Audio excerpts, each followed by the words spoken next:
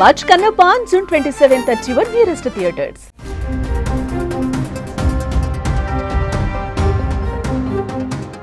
IAS అధికారి ఆమ్రపల్లికి cat లో ఊరట లభించింది. ఆమెను తిరిగి తెలంగాణకే కేటాయిస్తూ క్యాట్ ఉత్తర్వులు జారీ చేసింది. డీఓపీటీ ఉత్తర్వులతో గత ఏడాది అక్టోబర్లో ఆమ్రపల్లి ఏపీకి వెళ్లారు. తనను తెలంగాణకే కేటాయించాలని ఆమె క్యాట్ లో పిటిషన్ వేశారు. తాజాగా ఆమ్రపల్లికి అనుకూలంగా క్యాట్ ఉత్తర్వులిచ్చింది. క్యాట్ నిర్ణయంతో ఆమె తిరిగి తెలంగాణ ప్రభుత్వంలో బాధ్యతలు చేపట్టనున్నారు.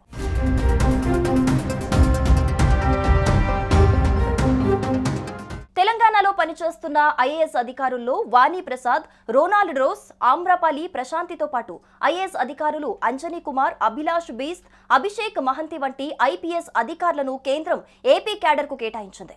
అటు ఏపీలో కొనసాగుతున్న అధికారులైన సృజన, శివశంకర్, హరికిరణ్ తో పాటు పలువురు ఐఏఎస్ అధికారులను తిరిగి తెలంగాణకు వెళ్లాలని డీఓపీటీ ఆదేశాలు జారీ చేసింది. దీంతో డీఓపీటీ ఆదేశాలతో ఆయా అధికారులు ఏపీలో రిపోర్ట్ చేశారు.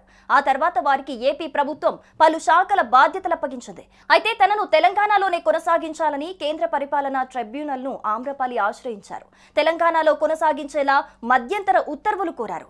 డీఓపీటీ ఉత్తర్వులు రద్దు చేయాలని కోరారు. న్యాయంగా తెలంగాణలోనే కొనసాగించాలని, కేంద్ర ప్రభుత్వానికి అందించిన సిఫార్సులను పరిగణలోకి తీసుకోవాలని విన్నవించారు.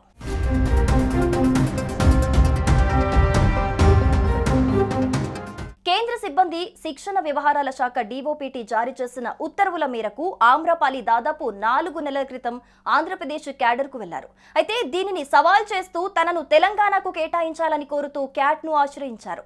ఆమె పిటిషన్ పై విచారణ జరిపిన క్యాట్ ఇరుపక్షాల వాదనలు వింది.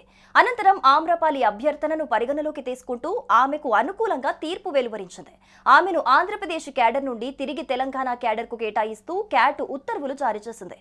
ఈ పరిణామంతో ఆమె త్వరలోనే తెలంగాణ ప్రభుత్వంలో బాధ్యతలు చేపట్టే అవకాశం ఉంది.